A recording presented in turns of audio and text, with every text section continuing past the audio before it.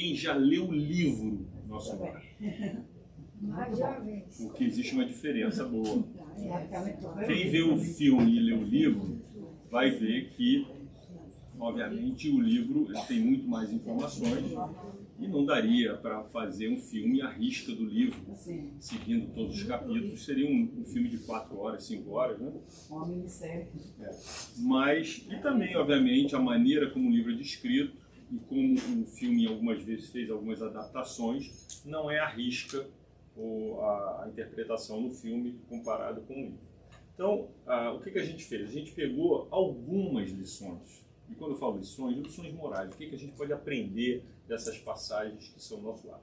São poucas. A gente só separou 4. Mas, na verdade, o livro é muito rico de informação, com muita coisa para a gente estudar, refletir. A primeira vez que eu li esse livro, eu fiquei chocado. Porque tinham coisas ali que mexeram com a minha maneira de ver as coisas. Eu não tinha essa percepção antes do livro. Porque todos nós temos um sentimento de justiça. Todos nós temos um sentimento de fairness, do que é certo, do que é errado, que é o fruto do quê? É o fruto do nosso amadurecimento espiritual, das nossas influências, da nossa criação aqui, da educação que nós recebemos do pai, dos pais, da sociedade que a gente vive em comum. Obviamente, a cultura que a gente abraçou tem valores e coisas que às vezes podem diferir de outras culturas. Então, tudo isso daí reflete na nossa maneira de pensar, né? Na nossa maneira de refletir em relação ao que é certo e o que é errado. É lógico que quando a gente começa a colocar no quebra-cabeça da reencarnação e vendo o que o livro dita em relação à vida após a morte e suas reflexões em relação às consequências das vidas que a gente levou aqui, muitas das coisas me surpreendeu, porque eu não esperava isso, as respostas às coisas. Não que estejam erradas, eu estava assim, muito longe aquém de realmente interpretar como a divina justiça interpreta. Então a gente vai ver só algumas passagens que para mim foram marcantes, que eu resolvi achar que eram talvez as mais importantes, mas como eu falei, o livro tem muitas outras informações. Quem dera a gente ter tempo para fazer um estudo mesmo do Nosso Lar. E tem estudos do Nosso Lar na internet, tá? Pessoas que se dedicaram em fazer um estudo bem minucioso sobre o livro. Então a gente vai falar um pouquinho só sobre o livro, né? Sobre quando o livro foi feito e tudo mais. E eu separei o capítulo 1 e o 2, que fala nas zonas inferiores e Clarencio. O capítulo 1 e 2 vai ser exatamente o despertar de André Luiz no mundo espiritual, né? No capítulo 14, as elucidações de Clarencio, vai falar no momento que o André Luiz já está no mundo espiritual, em Nosso Lar, já está se sentindo bem e agora está com vontade de trabalhar. E aí ele vem buscar trabalho, né? Para continuar a vida dele no plano espiritual. No capítulo 35, Encontro Singular, é um reencontro de André Luiz com alguém que ele conviveu aqui quando estava vivo na Terra e que ele vacilou e pisou na bola com a pessoa. E todos nós, né, às vezes erramos e muitas das vezes a gente não teve a oportunidade de reencontrar aquela pessoa para pedir desculpa ou olha, mudei, já não sou mais aquela pessoa, naquela época eu pensava assim, hoje não sou mais.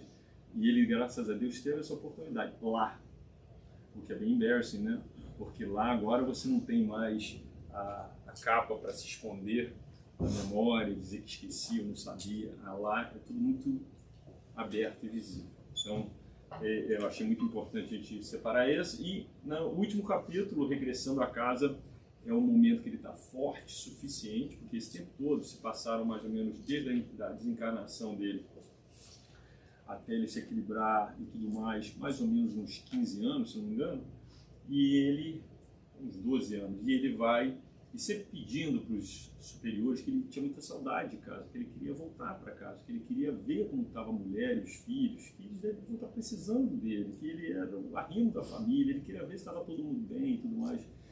E a surpresa que ele tem ao voltar para casa e o impacto que isso teve nele, que teria em todos nós.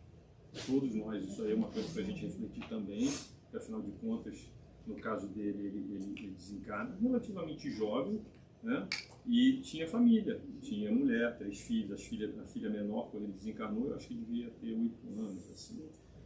Então, é lógico que a nossa preocupação é de como eles vão estar e tudo mais, né? E quando ele volta, o que ele encontra, a gente vai ver. Né? Depois a gente conclui. Não perca. Cenas do capítulo 49. Eu trouxe o livro, para quem não leu, eu preferi copy-paste as páginas para a gente ler. Só que talvez você se torne meio maçante porque é muita leitura. Então eu posso falar do que já está lido, só para o pessoal transforma. Quem quiser ler pode ler um pouquinho, à medida que está aí na frente, só para você ter uma noção do impacto. Mas vamos começar pela bibliografia, só para vocês verem que esse livro foi psicografado por Chico Xavier, tá? E foi um dos primeiros livros de André Luiz, da série André Luiz, né? E foi lançado em 1944. E eu tenho uma cópia de 1945 lá em casa, que está caindo aos pedaços, quase não dá para abrir. Ela está marrom, com aquelas páginas marrom que você vira assim, chega a despedaçar. Que foi assinado, tá, com a assinatura do meu avô. Tão velho que nem eu era mais. Tá lá. Pode ler, mas não esse, lá de casa. Então, o Romance Nosso Lar é um clássico, né, considerado da literatura espírita brasileira, que versa sobre os primeiros anos do médico André Luiz após o seu desencarne em Nosso Lar, em uma colônia espiritual, onde se reúnem espíritos para aprender e trabalhar entre uma encarnação e outra. O romance levanta questões acerca do sentido do trabalho justo e dignificante da lei da causa e efeito, e que todos os espíritos, segundo o espiritismo, estariam submetidos. Então, Nosso Lar obteve o primeiro lugar entre os 10 melhores livros espíritas publicados no século XX, segundo a pesquisa realizada em 99 pela Candeia, Organização Espírita de Difusão e Cultura. É lógico que existem muito mais assuntos para a gente falar sobre esse livro, inclusive foi o primeiro livro a se tornar um filme, né? E nos bastidores da publicação desse livro, a gente sabe também, no meio espírita, que quando o Chico Xavier, inclusive, na vida dele, doou todos os direitos autorais de todos os 300 e quase 400 e poucos livros, né? Alguns dos livros foram compilações de livros anteriores que se publicaram. Oficialmente são 300 e, não sei, 80 e tantos, mas todos os direitos autorais desses livros foram todos doados. Alguns para a Federação Espírita Brasileira, alguns para centros espíritas, alguns para comunidades de auxílio, de caridade. Ele nunca recebeu um centavo das coisas. Agora, o Nosso Lar, naquela época, ele doou para a Federação Espírita Brasileira. E aquilo gerou um revenue enorme, que ajudou muito a Federação Espírita Brasileira a comprar sua própria gráfica, a poder produzir os livros, e foi uma grande coisa, porque foi um dos livros, como falou aí, best-seller mais vendido. Mas é interessante a gente notar que, quando o Chico Xavier psicografou o Nosso Lar, sobre o André Luiz, o espírito vem e dita para Chico Xavier, isso vai mostrar bem no finalzinho do filme, só que eu não vou falar sobre isso. Chico Xavier vem com aquele calhamaço de manuscritos, que era o Nosso Lar, e deixa para a Federação Espírita Brasileira mais um livro dele. A equipe da Federação Espírita Brasileira, que faz a revisão antes de publicar, leu o livro e achou que o livro era de muita vanguarda. A informação que o livro trazia era uma coisa que, pela primeira vez num livro espírita, se falava sobre a vida depois da morte. Nenhum outro livro falava com tanto detalhe sobre a vida, o que se fazia lá, o que se fazia numa colônia espiritual, como que é viver no mundo espiritual. Tanto foi que eles seguraram a publicação do livro por quase 2 anos, com medo do impacto que aquele livro teria. Mas, obviamente, sabendo do respaldo, da seriedade de Chico Xavier como médium, é que eles viram assim, não, agora está na hora da gente publicar esse livro. E quando o livro saiu, realmente foi uma coisa assim, muito impactante, né? Recomendo muito vocês lerem. Então a gente vai falar no primeiro capítulo, nas zonas inferiores. Isso daí é a descrição de André Luiz em relação ao que ele estava sentindo. Tá? No livro não diz exatamente quanto tempo ele passou nessas zonas umbralinas. Parece que foi mais ou menos 8 anos. 8 anos em termos espirituais é segundos, porque você nem sente o que está acontecendo, certo?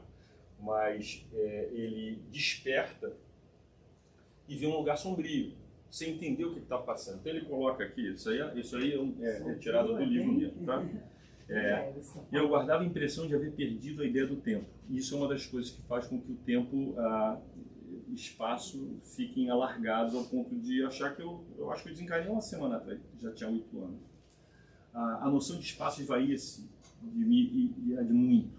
Estava convicto de não mais pertencer ao número dos encarnados no mundo, ou seja, a memória dele, ele ainda lembrava que ele estava numa mesa de operações quando ele foi fazer uma cirurgia, isso ele lembrava, e ele sabia que algo está diferente, e ao mesmo tempo ele entrava nesses conflitos, porque ele falava, desde quando me tornava joguete de forças irresistíveis? Impossível esclarecer. Sentia-me, na verdade, amargurado, doente nas grades escuras do horror. Cabelos espiçados, corações aos saltos, medo terrível, senhoreando-me. Muitas vezes gritei como louco, implorei piedade e clamei contra o doloroso desânimo que me subjugava o espírito.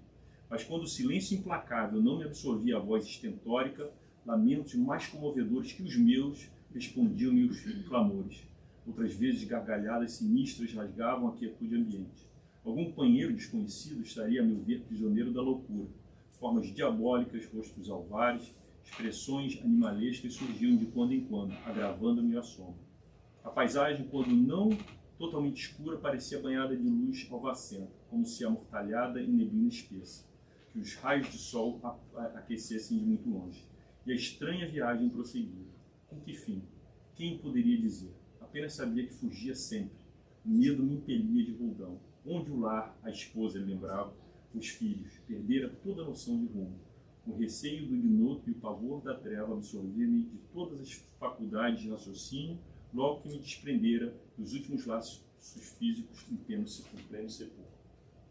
Isso não é para assustar ninguém, tá? Porque muita gente que é novo no espiritismo às vezes vê uma descrição bem detalhada em relação a essa passagem e pensa assim, poxa, meu Deus do céu, será que isso vai acontecer comigo também? A cena do filme é uma cena forte, que mostra essa exatamente o que está sendo descrito, mas a gente tem que entender o seguinte, ele não era uma pessoa ruim, ele não era um assassino, ele não era um criminoso que tinha toda... Mas ele sim teve vários descuidos na vida dele. Ele era médico. Né? Ele era um médico. Vários descuidos de um apego exacerbado à matéria, né? Um descuido muito grande, uma vida certamente leviana. Ele apesar de ter a família e tudo mais, como a gente sabe, naquela época, frequentava bordéis, frequentava a vida mais boêmia do Rio de Janeiro, bebia muito, fumava, fazia as coisas todas dali, que de uma forma ou de outra, isso foi acorrentando ele fisicamente, criando determinados miasmas físicos que você tem dificuldade de se desenlaçar quando você passa para o lado de lá. Por isso que às vezes uma doença prolongada ajuda. Muitas vezes a gente vê um doente ficando muito tempo na cama, a gente diz, meu Deus, que justiça é essa? Qual é a vantagem de ficar 2 anos entravado numa cama antes da morte? Não é melhor morrer logo? A gente pensa que é assim, mas não é. Esse processo de desenlace já começa do lado de cá.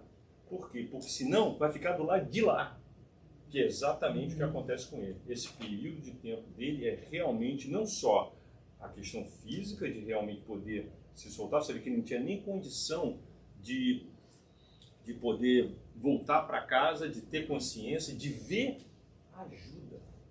A gente pensa assim, coitado, será que ele era tão ruim assim que não tinha ninguém para dar uma força? Não tinha um familiar? E a mãe dele, que era considerada uma santa, que o livro descreve, cadê ela? Por que ela não vinha ajudar ele no momento? Ela estava o tempo todo ajudando. Ela mandou não, né? Ela, com os créditos que ela tinha, ela pediu para alguém da colônia mais perto, que no caso era nosso lar, que ficasse observando ele no momento do despertar. Durante os 8 anos depois do despertar, estava lá Clarence mandando uma pessoa para ficar do lado dele, esperando ele despertar para que ele pudesse. Ou seja, ele não via essa pessoa. E por que ele não via? Porque os fluidos materiais que ainda dominavam o corpo espiritual dele, o perispírito, bloqueavam a visão dele, onde o que ele via era só a escuridão e o plano da frequência que ele se encontrava, que era o plano do umbral. Aí vocês vão ver o que acontece no momento que ele desperta, tá? Então, ele desperta. Ele acabou de entrar em consciência ainda no umbral.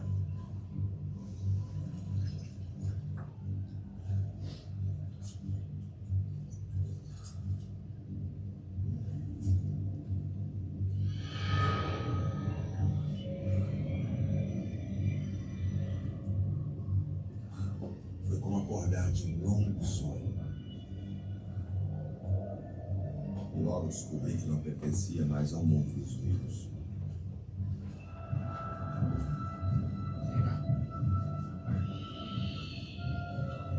Me deparei com uma surpreendente verdade. A vida é fonte eterna que passa por diversas etapas.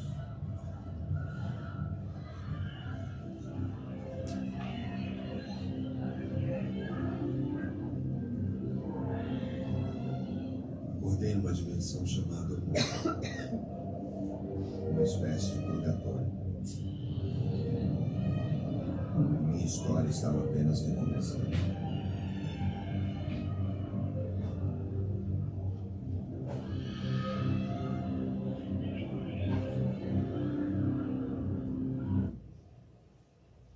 E daí vai descrevendo, ele vai peregrinando sem rumo, sem saber exatamente onde ele estava, né? E isso vai durando um determinado tempo, onde chega um momento que ele já está tão atormentado, porque existem outras pessoas como ele ali, piores condições ainda que ele, atazanando ele, chamando ele de suicida, mexendo com ele, uns empurrando, ele fugia o tempo todo desse pessoal, tentando falar, meu Deus do céu, até que tem um momento que ele, sua culta, médico a vida inteira, catolicismo para ele era conversão. Ele, católico, batizado, ia na igreja, num casamento, numa missa, mas tudo balela. Mas de repente, alguma coisa veio na cabeça dele que ele fala assim, mas se eu morrer e eu ainda estou aqui respirando, sentindo fome, sede, tem que ter alguém, algo que criou tudo isso. Algo, alguma coisa. Isso não pode ser aleatório, isso não pode ser o nada. Eu tô me vendo, estou respirando, meu cabelo estava crescendo ainda. Ele estava sentindo fome. Tem que existir algo espiritual. A cabeça dele agora, olha como é que a gente funciona, né? Porque a gente, às vezes, quando fica numa monoideia, a gente não sai daquele pensamento, quando a gente está com algum problema e tudo mais, a gente não consegue ver nada, né? Mas quando a gente consegue tirar, abrir, expandir aquilo ali para outra coisa, a gente parece que mentalmente começa a elevar ou mudar aquela frequência. E é nesse momento que ele começa a abrir o plano de visão e ele vai agora lembrar que a mãe dele, quando ele era pequenininho, tinha ensinado ele a rezar. Ele já nem lembrava mais. E aí ele vai e começa a entrar em súplica. Vocês vão ver. Foi quando comecei a recordar que deveria existir um autor da vida. Fosse onde fosse, essa ideia confortou-me. Eu, que detestava as religiões do mundo, experimentava agora a necessidade de conforto místico. Médico extremamente arraigado ao negativismo da minha geração, impunha-se-me ainda renovadora, atitude renovadora. Tomava-se imprescindível confessar a falência do amor próprio, a que me consagrara orgulhoso. E quando as energias me faltaram de todo, quando me senti absolutamente colado ao lodo da terra, sem forças para erguer-me, pedi ao Supremo Autor da Natureza me estendesse mãos paternais em tão amargurosa emergência. Quanto tempo durou a rogativa? Quantas horas consagrei a súplica de mãos postas imitando a criança aflita?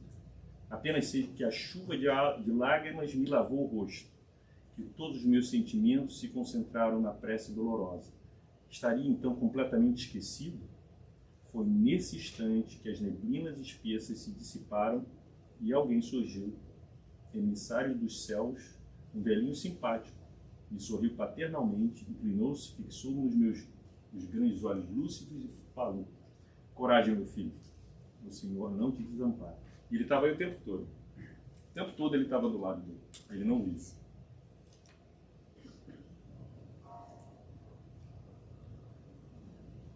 Na hora do desespero, quando não tinha mais forças, todas as esperanças pareciam terminadas. Eu fiz a única coisa que me restava.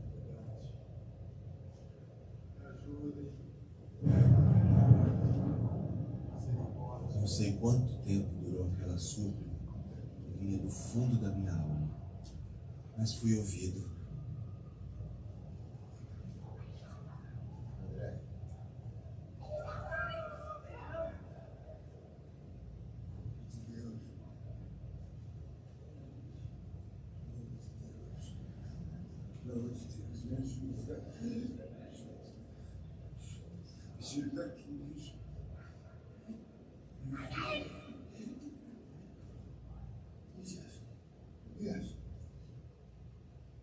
E aí ele é resgatado para a colônia espiritual do nosso lar.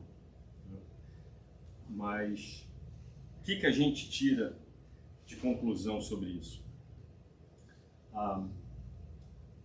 Todos nós levamos a vida aqui, não é, da melhor maneira possível em relação aos nossos objetivos, a nossa família, o que a gente quer. E a gente, muitas das vezes, se vê preso à rotina material e esquece os valores verdadeiros que realmente são a razão da gente estar aqui encarnado. Isso é comum, gente. Todos nós somos assim. Eu sou assim, todo mundo. E é natural que a gente queira acordar de manhã mais cedo para trabalhar, para estudar, para melhorar a nossa vida material. Essa ambição é uma ambição saudável. Eu querer ser melhor amanhã do que eu era antes, eu querer comprar uma casa ou comprar um carro, it's ok. Não há uma condenação sobre essas coisas. O problema está a gente se acorrentar achando que essa é a razão de eu ter vindo aqui na Terra. Né? E isso daí são coisas que, se a gente não percebe na gente, a gente se escraviza e que vamos ter muita dificuldade. No caso dele, não era só as coisas materiais. Ele tinha um orgulho enorme. Um orgulho de quê? Títulos, como muitos de nós às vezes caem nessa trapaça de achar que somos mais do que a gente realmente é, porque somos a PhD disso, ou não sei o que daquilo, ou sou muito rico porque eu sou muito successful no meu business, então eu sou superior a outras pessoas. Isso daí é uma corrente que é difícil de quebrar do lado de lá. Então são só exemplos para a gente entender. E para mim foi muito interessante ver não só isso tudo, mas ver também o momento de despertar, quando ele muda o padrão de frequência para poder enxergar quem estava do lado dele o tempo todo. Alguém tem alguma questão, alguma pergunta, algum comentário sobre isso? Só uma coisa pessoal, quando a primeira vez que eu li esse livro, parecia que eu estava lendo um negócio de ficção científica. Sabe assim, que você não pensa nessa coisa do mundo espiritual, de tudo que tem lá. E aí quando eu assisti o filme, né, mostra, eu acho que tem que primeiro se ler o livro para depois assistir o filme, porque o livro é mais completo. Mas vendo essas partes aí do umbral, me deu mais vontade de ser boazinha aqui na Terra. Estou botando assim, filme assim para ver se melhora. Vamos melhorar. Da parede não vale. Mas ao mesmo tempo as partes mais para frente que a gente vai ver, de ver a realidade da vida do outro lado, de como progride, como ele começou e quando ele terminou, me deu menos medo de morrer, porque a gente é espírita, não é que a gente não tenha medo de morrer, ninguém quer morrer, né? A gente tem as nossas ligações aqui, família e tudo, mas me deu meio que um conforto, assim, pessoal, de que, tipo, tudo bem de passar para o outro lado, continua realmente essa ligação. Então, para mim, ficou mais, foram essas duas lições, assim, que eu tirei pessoalmente, de ser melhor agora, para não passar por isso, e de tirar um pouco desse medo, talvez não seja a palavra ideal, mas dessa coisa que a gente tem, né, sobre a morte, sobre passar para o outro lado. Mas você sabia uma coisa, pessoalmente, por mais horrível que essas imagens pareçam, a descrição dele pareça, eu meio que, como é que eu falo, came to terms de, se eu tiver que passar por isso, eu vou passar. Sim. Vou passar de uma forma que eu também estou aprendendo, eu não sei tudo, errei, eu erro. Então, se eu tiver que passar, isso vai ser uma fase, isso não é uma coisa eterna. Não é? Isso é uma fase para que eu realmente me depure para poder... Não vai ser a primeira vez. Não vai ser a primeira vez, mas eu quero aprender para evitar que isso aconteça. Né? Mas isso é importante, gente, para que a gente não tenha uma falsa noção de que a gente está se santificando, Porque a gente, eu venho muito no centro espírita, então isso aí não vou passar. Já sei certificado, tem nada a ver. Orar a gente sabe, gente. Ir ao centro, ler os livros, ler todos os livros espíritas, não muda nada. O que muda é a maneira como a gente vive lá fora. Isso é que muda. Mudar os valores, mudar os valores. Isso é para ficar, não tem considerado carteirinha, não tem... suicídio indireto, né? Eu não quis entrar nesse detalhe, porque eu teria que explicar... Não, tudo bem, é porque eu teria que explicar o porquê dessa consideração e aí ia se alongar muito nessas duas partes. Mas essa daí...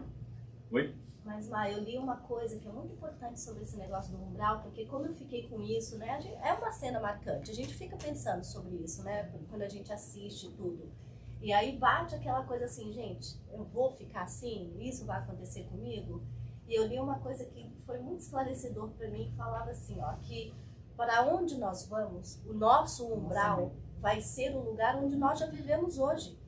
Então a gente tem que olhar o que a gente vive mentalmente, espiritualmente, o que está dentro da gente, o que a gente faz, né? Fofoca, sei lá, coisas assim ruins, porque a gente tem o nosso corpo é meio que a nossa máscara, né? A nossa defesa. Então a gente sabe, dentro de nós é o nosso real universo e é para lá que a gente vai. Então, para a gente saber para onde eu vou, olha para dentro hoje, que é para onde você está. Sim. Aonde você está, você vai acordar do lado de lá. E isso muda a nossa noção de querer realmente melhorar hoje, porque a gente já constrói o nosso lugar do futuro, né? Muito bem. Márcio, nós vamos com você da próxima vez lá para o Timor. Vamos todo mundo. Que nada. Eu, graças a Deus, eu só absorvo a energia, mas eu tenho consciência de que eu não sou santo. Porque eles me colocam lá como se fosse um santo, que eu entrego aquelas coisas todas, mas na verdade eu sei que eu só sou um entregador. Bom, esse outro capítulo foi um capítulo muito interessante, não está no filme, só tem uma passagenzinha do filme que não diz como foi descrito exatamente no livro. Que é o seguinte, chega uma hora que ele já se equilibrou no plano espiritual e ele sente vontade de ser produtivo, de fazer algo da vida. Ele está vendo todo mundo ali vivendo, fazendo as coisas, ele falou, poxa, eu fui médico, agora estou vendo essas pessoas vindo como necessidade, como eu cheguei. Então, poxa, eu quero ajudar, eu quero fazer alguma coisa, mas no íntimo. Aí vem o orgulho. Eu era médico, que tal continuar sendo médico no plano espiritual? Estudei para boa, tem conhecimento, né? Então, não vou me botar para lavar chão. Sou médico, vou chegar lá e vou buscar um trabalho de médico. Então, ele vai numa audiência com Clarencio, o ministro, e lá ele fazia uma audiência de duplas. Nunca era uma pessoa só, era como se fosse um auditório grande, as pessoas vinham, e ele foi chamado com uma senhora. Eu não coloquei para não alongar muito isso aí. E essa senhora senta do lado e ele falou, vamos dar a prioridade às mulheres primeiro. Então ela fala que ela queria muito ajudar os familiares e que minha filha está sofrendo muito lá no plano espiritual, quer uma intervenção, e não sei o que, fala, chora. E aí o Clarencio fala assim, mas a senhora tem trabalhado?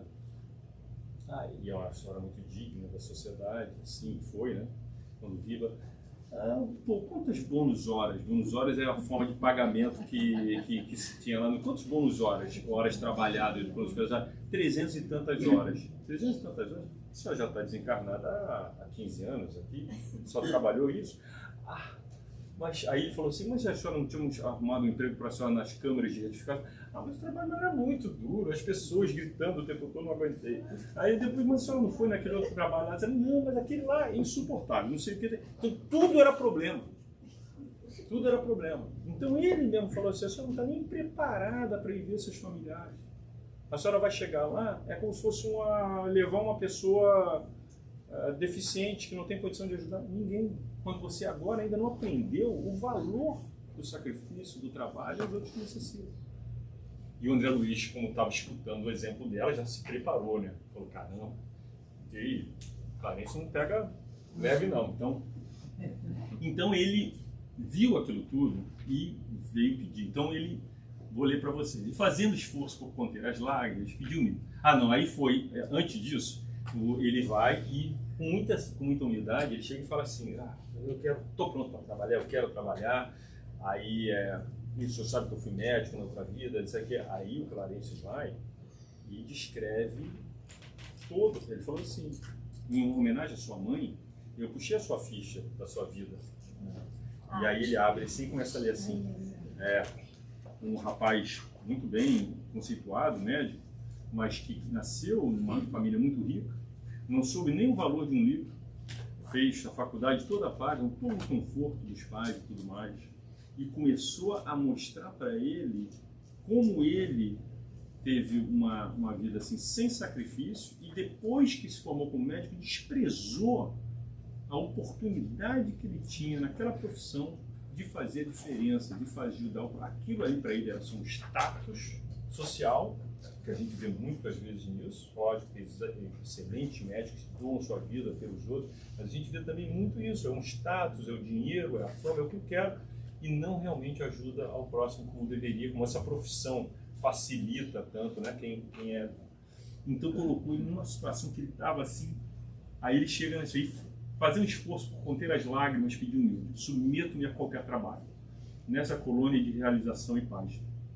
Com um profundo olhar de simpatia, respondeu: meu amigo, não possuo apenas verdades amargas. Nesse momento, depois de ter descascado ele estava assim, já tão quase choroso, que ele falou: olha, eu não vim aqui só para te condenar da vida que você levou. Tenho igualmente palavra de estímulo. Não pode ainda ser médico em nosso lar, mas poderá assumir o cargo de aprendiz oportunamente. Sua posição atual não é a das melhores, entretanto, é confortadora pelas intercessões chegadas ao Ministério do Auxílio a seu favor. Aí ele perguntou: minha mãe? Perguntei, inebriado de alegria. Sim, esclareceu o ministro, sua mãe e outros amigos, no coração dos quais você plantou a semente da simpatia. Logo após sua vinda, eu pedi ao Ministério do Esclarecimento providenciasse a obtenção das suas notas da vida que ele levou lá, tem tudo marcadinho das coisas que ele fez, que examinei atentamente, muita imprevidência, numerosos abusos, muita irreflexão, mas nos 15 anos da sua clínica também proporcionou receituário gratuito a mais de 6.000 necessitados. Na maioria das vezes, praticou esses atos meritórios absolutamente por troça, tipo, não pode pagar, tá bom, tá. Mas presentemente pôde verificar que, mesmo por troça, o verdadeiro bem espalha bênçãos em nossos caminhos. Desses beneficiados, 15 não esqueceram e têm enviado até aqui veementes apelos a seu favor. Devo esclarecer, no entanto, que mesmo o bem que proporcionou aos indiferentes surge aqui a seu favor. Ou seja, mesmo quando a gente não recebeu o obrigado, olha, o senhor é tão bom, muito obrigado, mesmo quando a pessoa nem se tocou do bem que você fez, ainda assim aquilo é imputado a seu favor. Concluindo, a sorrir, as elucidações surpreendentes, Clarencio acentuou: aprenderá lições novas em nosso lar e, depois de experiências úteis, cooperará eficientemente conosco, preparando-se para o futuro infinito. Sentia-me radiante. Pela primeira vez, chorei de alegria na colônia. Quem poderá entender na terra semelhante júbilo?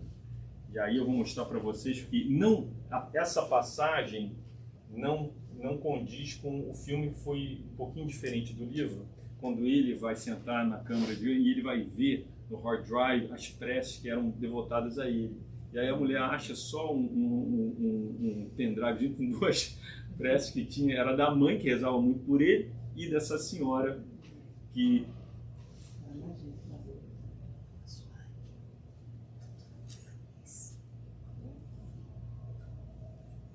Está muito baixo? Do amor que houver neste mundo. Abençoe sua família. O céu.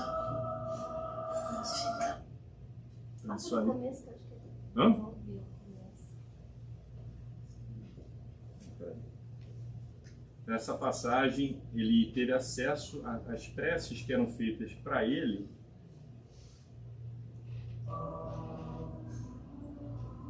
Abençoai o Dr. André Luiz, que foi tão bom para mim.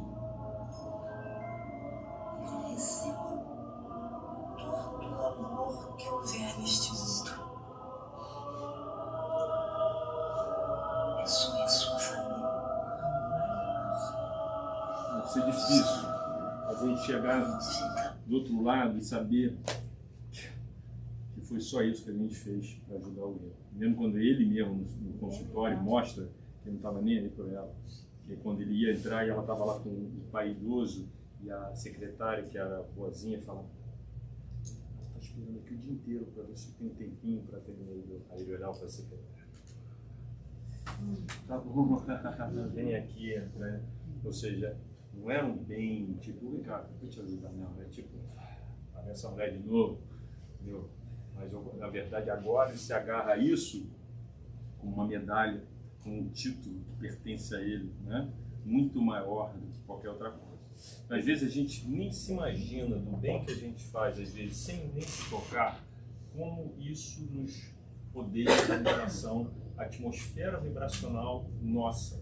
Quando a gente age no bem, consciente, ou às vezes inconscientemente, que a maneira da gente agir, de ajudar, se dedicar, a gente vai criando, desde agora, não precisa ir por plano espiritual, não, desde agora, uma vibração positiva que nos ajuda a atrair outros que também têm a mesma vibração. E o oposto é real também. Né? A gente não está nessa vibração, essa vibração é ruim, tem lamúrias e não sei o que, a gente atrai os mesmos pensamentos. Márcio, o Emmanuel fala: o bem que você faz é ser advogado em qualquer lugar que você esteja. Emmanuel fala isso. E agora, Encontro Singular. Esse não está no livro, no filme, tá? E isso me impressionou muito. Por quê? Porque ele estava começando a trabalhar nas câmaras de acolhimento, quando o pessoal chegava, era resgatado do umbral de onde ele foi. Então vinha esse pessoal recém-desencarnado que começou a despertar, vários níveis diferentes. E ele vê esse cara, esse trabalhador, e ele reconhece esse cara, esse é o Silveira. E ele reconhece o André e vai falar: ei, André, há quanto tempo? Numa fração de segundo, é como se ele voltasse na vida atrás e ver ele, tudo que ele fez para o cara. Ele era jovem, o pai era banqueiro, o pai tinha muito dinheiro, ele era vizinho num bairro abastado, né, uma casa grande, e ele tinha adoecido, esse Silveira, e não tinha dinheiro para pagar as contas, os débitos que ele tinha contraído com o pai do André Luiz, que era banqueiro. E o pai do André Luiz estava cobrando, ia comprar a casa, tinha que vender a casa e não queria saber se ia afundar a família. Ele tinha 3 filhos, 2 filhinhos, os filhos estavam doentes também. E a mãe, a esposa do Silveira, veio bater na porta para falar com a mãe do André. A mãe do André era muito boa. E ela foi pedir: por favor, espera um pouquinho, dá um tempinho para a gente vai conseguir pagar isso aí, agora a gente não está dando. E quando o pai do André escutou essa lamúria, foi lá e falou assim: isso não é assunto de mulher, ele está falando isso aí em 1930 e pouco, quando não se e isso não é assunto de mulher, e ele vai pagar sim, e eu vou cobrar essas notas. E o André se lembra muito bem dele indo lá e concordando com o pai: isso aí mesmo, pai, tá verdade, dívida é dívida, tem que pagar. Né? E aí ele lembra até hoje eles se mudando, botando as coisas na casa e indo para um lugar onde eles pudessem viver, que não tinha mais nada, bancarrota total. E ele então lembra daquilo ali. Agora, num momento, imagina você, no plano espiritual, você encontra aquela pessoa que você fez isso, você querendo ser bonzinho agora, você está no nosso lar, né, gente? No nosso lar, eu quero ser o meu melhor, sabe? Eu estou ali tentando, vou encontrar exatamente a pessoa que eu causei tudo isso. O que acontece? Dá uma queimação aqui na cabeça, entendeu? E aí ele vai falar com a supervisora dele, que estava ajudando, e ela fala: André, aproveita, não é toda hora que a gente tem essa oportunidade de reencontrar as pessoas que a gente faz. Isso é uma oportunidade de ouro, vai lá e vai falar com ele. Então deixa eu ver que parte que eu vi. Guardavam-se petrechos da excursão e recolhiam-se animais de serviço quando a voz de alguém se fez ouvir carinhosamente ao meu lado: André, você aqui? Muito bem, que agradável surpresa. Voltei-me surpreendido e reconheci no samaritano que assim falava o velho Silveira, pessoa de meu conhecimento a que meu pai, como negociante inflexível, despojara um dia de todos os bens. Justo acanhamento dominou. Então, quis cumprimentá-lo, corresponder ao gesto afetuoso, mas a lembrança do passado paralisava-me de súbito. Não podia fingir naquele ambiente novo, onde a sinceridade transparecia de todos os semblantes. Foi o próprio Silveira que, compreendendo a situação, veio no meu socorro, acrescentando: francamente ignorava que você tivesse deixado o corpo e estava longe de pensar que o encontraria em nosso lar. Identificando-lhe a amabilidade espontânea, abracei-o comovido, murmurando palavras de reconhecimento. Quis ensaiar algumas explicações relativamente ao passado, tipo querendo se desculpar, mas não consegui. No fundo, eu desejava pedir desculpas pelo procedimento do meu pai, levando-o ao extremo de uma falência desastrosa. Naquele instante, eu revia mentalmente o clichê do pretérito. A memória exibia de novo o quadro vivo. Parecia-me ouvir ainda a senhora Silveira, quando foi à nossa casa suplicante esclarecer a situação. O marido estava acamado, havia muito, agravando-se-lhe a penúria com a enfermidade dos 2 filhinhos. Mas aí ele vai, e aí eu não queria alongar demais, porque isso aí ainda tem outras páginas, ele vai falar com a Genésio e ela fala: vai lá, vai falar com ele. E aí ele vai e fala: mas não vacilei. Não mais vacilei. Corri ao encontro de Silveira e falei-lhe abertamente, rogando perdoasse a meu pai e a mim as ofensas e os erros cometidos. Você compreende, acentuou ele. Nós estávamos cegos. Em tal estado, nada conseguimos vislumbrar senão o interesse próprio. Quando o dinheiro se alia à vaidade, Silveira, dificilmente pode o homem afastar-se do mau caminho. Silveira, comovidíssimo, não me deixou terminar. Ora, André, quem haverá isento de faltas? Acaso poderia você acreditar que vivi isento de erros? Além disso, seu pai foi o meu verdadeiro instrutor. É isso aqui que, para mim, eu fiquei impressionado quando eu li pela primeira vez, porque eu nunca tinha refletido dessa maneira como ele interpretou a bancarrota. Ele falou assim: devemos-lhes, meus filhos e eu, abençoadas lições de esforço pessoal. Sem aquela atitude enérgica que nos subtraiu as possibilidades materiais, o que seria de nós no tocante ao progresso do espírito? Renovamos aqui todos os velhos conceitos da vida humana. Nossos adversários não são propriamente inimigos, e sim benfeitores. Não se entregue às lembranças tristes. Trabalhemos com o Senhor, reconhecendo o infinito da vida. E fixando, emocionado nos meus olhos úmidos, afagou-me paternalmente e rematou: não perca tempo com isso. Em breve quero ter a satisfação de visitar seu pai, o cara que foi junto de você. Abracei então em silêncio, experimentando a alegria nova em minha alma. Pareceu-me que num dos escaninhos escuros do coração se me acendera a divina luz para sempre. Ou seja, ele inverte a situação, que parecia no mundo da matéria um desastre, uma tragédia, eu perdi tudo, meus filhos, a culpa é você, foi você que me fez passar por tudo isso, você é um desgraçado, você podia ter me ajudado. No plano espiritual, ele olha, eu devia estar no caminho errado. Meus filhos deviam estar aprendendo também com todas as facilidades da vida, e foi o que o seu pai fez para mim, que me fez voltar ao chão, ou seja, foi necessário aquilo ali para mim e para os meus filhos, em termos de evolução, passar por aquela coisa. Quantos de nós aqui, quando a gente passa por um problema, quando a gente passa por uma situação que a gente tenta se desvencilhar e que infelizmente acontece, a gente, por que eu fiz, meu Deus, para merecer isso daí? Eu não estou acreditando. Por que eu estou passando por isso? Na vida material, a gente considera como loser, como uma failure, é um desastre. Falência. No plano espiritual, se inverteu tudo. Foi uma chance de aprendizado, foi uma chance de crescimento. Né? Então, isso é importante para a gente ver que isso daí, para mim, foi uma grande lição moral, essa inversão. De poder entender a justiça divina de uma forma mais clara. Posso falar uma coisa? Mas eu acho importante trazer também que isso mostra muito a justiça divina trabalhando para mesmo quando a gente erra, ela usa de uma forma para o benefício dali daquele momento. Porque é importante a gente ver que isso não isenta, não é que o pai do André Luiz e o André Luiz fizeram bem, eles não fizeram bem. O que eles fizeram de negativo está no débito, na conta deles. Mas a justiça divina utiliza-se até dos nossos erros, que são, né, da nossa consequência, que a gente vai ter que reparar lá para frente, para fazer o bem. Sim. Ele não quebrou a lei. O pai do André Luiz seguiu a lei humana. O débito contraído tinha que ser cobrado. Então não é como se ele tivesse feito uma maldade. Ele só não teve misericórdia nenhuma. Só isso. Então ele, como você falou, ele poderia assim, tá bom, vou te dar mais um tempinho e ajudar.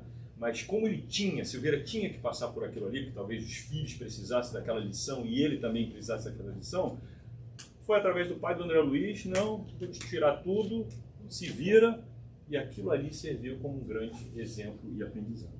Né? E agora a gente, para terminar, porque já estamos chegando no nosso horário, regressando a casa, foi uma outra lição muito impressionante. Tá? Depois que André Luiz já estava bem pronto para rever os entes queridos, ele vai e consegue uma permissão do pessoal que desceu com ele, inclusive Clarence desce com ele até perto da casa do Rio de Janeiro, ele era do Rio, e dali ele vai e segue sozinho, né? Com a saudade, o coração batendo, agora eu vou ver meus familiares, né? Então, o coração me batia descompassado à medida que me aproximava do grande portão de entrada. O vento, como outrora, sussurrava carícias no arvoredo do pequeno parque. Desabrochavam as aleias e rosas, saudando a luz primaveril. Em frente ao pórtico ostentava garbosa a palmeira que, com Zélia, a ex-esposa dele, eu havia plantado no primeiro aniversário de casamento. Ébrio de felicidade, avancei para o interior. Tudo, porém, denotava diferenças enormes. Onde estariam os velhos móveis de Jacarandá? E o grande retrato, onde com a esposa e os filhinhos formavam um gracioso grupo? Alguma coisa me oprimia ansiosamente. Tinha aquela foto de família grande na sala. Deixa eu tirar a foto. Os móveis são outros. Essa é a minha casa.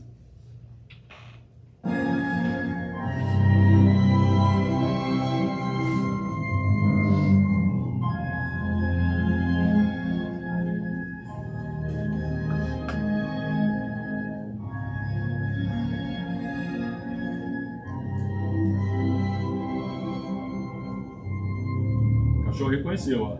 Ninguém diz que cachorro não vê espírito.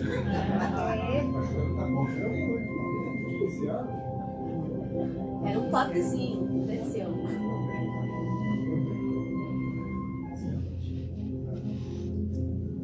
Casal, hein? É, austero.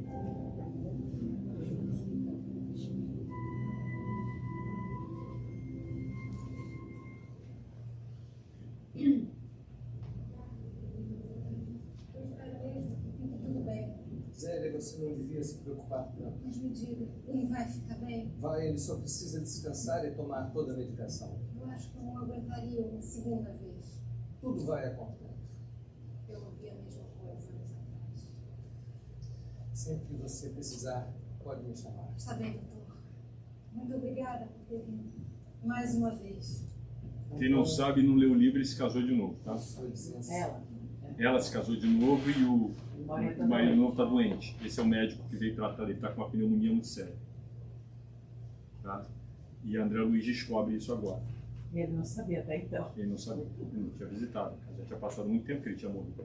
Então ele ficou perplexo. E isso ali, e ele preparado, olha aí, gente, 15 anos, se preparando, lendo coisas boas, palestras, tudo legal, para nesse momento agora, ver a esposa com outro cara, a foto dele foi tirada, os filhos cresceram e deu um sentimento negativo nele de ciúme, de como é que fala, de... Não, como é que fala?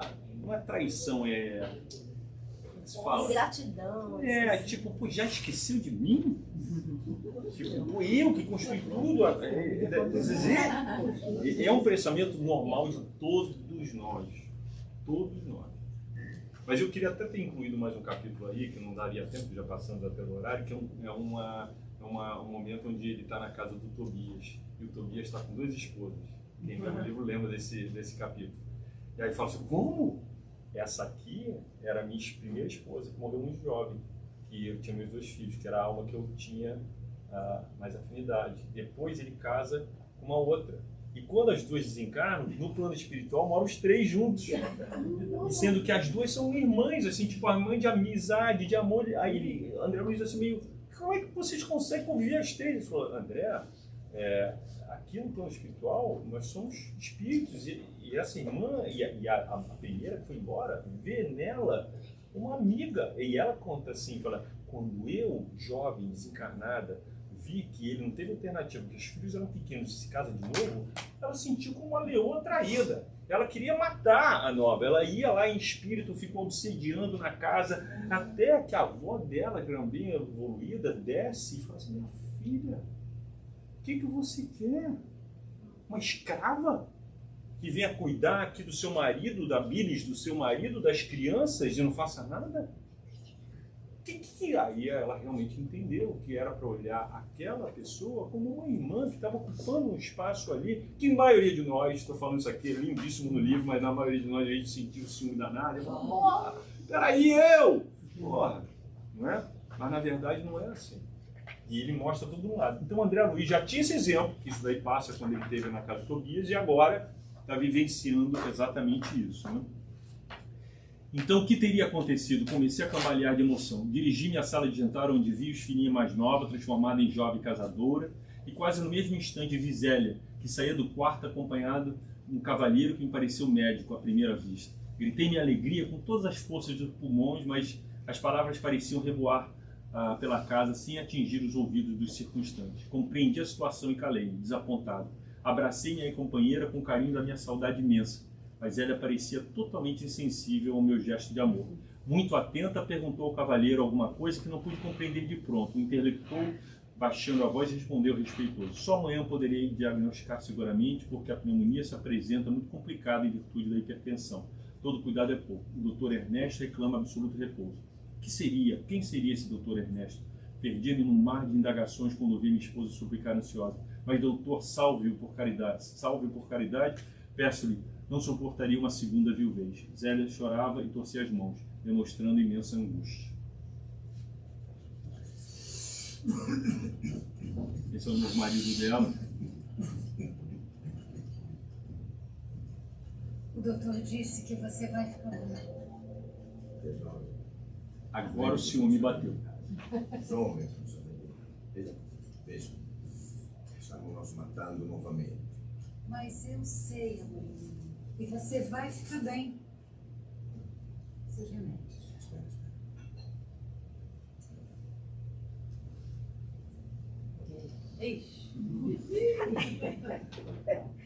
Agora olha que interessante o que vai acontecer, tá? Olha que interessante. O sentimento de ciúme, o sentimento de injustiça. Olha que está baixando a vibração mental dele. Agora, ele não estava sentindo isso no plano espiritual até esse momento. E de repente ele sai da casa, sentindo todos aqueles feelings. E isso tudo é o que acontece agora.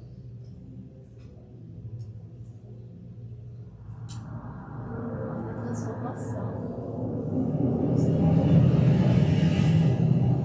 Ele vai direto para o plano umbral. Por quê? Porque ele baixou a vibração de tal maneira, sentindo ódio pelo cara, sentindo tudo aquilo, que de repente, quando ele se viu, ele estava de novo no mesmo lugar que ele tinha deixado. Então, o que é isso, gente? É nada mais do que sintonia vibratória. Se nós sintonizamos num patamar, é aquilo que a gente vê. Se a gente sintoniza num outro, é outro. Não é? Então, naquele momento, ele vai, e aí que ele recoloca as ideias, ele vai para a praia. Se fala muito que o mar, as cidades costeiras, a atmosfera do mar, a natureza em geral, né? A gente sabe que florestas, árvores e tudo mais, todos têm energia. É muito bom a gente andar, fazer caminhadas com a natureza. Quando não tem floresta, a gente andar pela beira do mar. Isso daí sempre ajuda a renovar. Isso aí, ele vai para a praia, no Rio de Janeiro, né? Se passa no Rio de Janeiro, e passa um tempo lá respirando, rezando, recebendo mais novas assim. E aí ele chega à conclusão: não, eu não posso sentir isso. Isso não é a maneira de eu me portar. E aí ele volta renovado para a casa dele e vai olhar agora o novo marido não como um inimigo, mas como um irmão. E aí ele vai ajudar do ponto de pronto tive ímpetos de odiar o intruso com todas as forças, mas já não era eu o mesmo homem de outros tempos. O Senhor me havia chamado aos ensinamentos do amor, da fraternidade e do perdão. Verifiquei que o doente estava cercado de entidades inferiores, devotadas ao mal. Isso não mostra no filme, né? Entretanto, não consegui auxiliá-lo imediatamente. Roguei ao Senhor energias necessárias para manter a compreensão imprescindível e passei a interpretar os cônjuges como se fossem meus irmãos. Reconheci que Zélia e Ernesto intensamente. E se de fato me sentia companheiro fraternal de ambos, devia auxiliá-los com os recursos ao meu alcance. Iniciei o trabalho procurando esclarecer os espíritos infelizes que se mantinham em estreita ligação com o inferno. Minhas dificuldades, porém, eram enormes. Sentia-me abatidíssimo. E aí... Agora, a voz divina que fala no santuário da minha alma, só perdão e amor. Sério. Perdoe.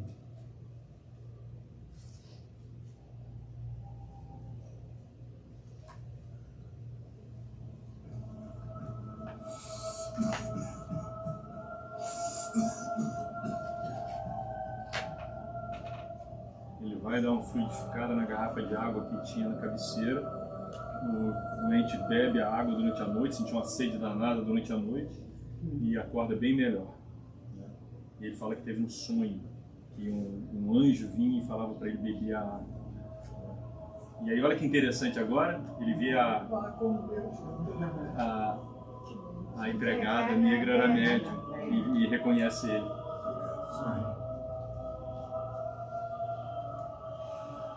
Quando ele vai embora. Vamos dobrar a água do passe hoje. Se o padrão vibratório faz isso no mundo espiritual quando baixa, imagina aqui. Aqui toda hora. Também. Aqui é fortíssimo também, porque a gente sabe, né? Quando você emite aquilo que você pensa, como se fosse uma antena, você atrai de tudo. Você atrai tanto do plano espiritual como dos encarnados também que se afinizam com você naquela faixa. Então, não tem desculpa. Tem vitimismo, meu Deus, que isso acontece de ruim para mim. Vamos olhar o que a gente está pensando, o que a gente está atraindo o tempo todo, né? Para entender. E aí, gente, a gente conclui, o próprio André Luiz conclui, né? Que a vida não cessa. A vida é fonte eterna e a morte é jogo escuro das águas. O grande rio tem seu trajeto antes do mar imenso. Copiando-lhe a expressão, a alma percorre igualmente caminhos variados e etapas diversas. Também recebe afluente de conhecimentos aqui e ali. Avoluma-se em expressão e purifica-se em qualidade antes de encontrar o oceano eterno da sabedoria. Cerrar os olhos carnais constitui operação demasiadamente simples. Permutar a roupagem física não decide o problema fundamental da iluminação. Como a troca de vestidos nada tem a ver com as soluções profundas do destino e do ser. Ó caminhos das almas, misteriosos caminhos do coração. É mister percorrer-vos antes de tentar a suprema equação da vida eterna. É indispensável viver o vosso drama, conhecer-vos detalhe a detalhe, no longo processo do aperfeiçoamento espiritual. Seria extremamente infantil a crença do que o simples baixar do pano resolvesse transcendentes questões do infinito. Uma existência é um ato, um corpo, uma veste, um século, um dia, um serviço, uma experiência, um triunfo, uma aquisição, uma morte, um sopro renovador. Quantas existências, quantos corpos, quantos séculos, quantos serviços, quantos triunfos, quantas mortes necessitamos ainda. Que Deus, Senhor, nos abençoe. Então é isso, gente.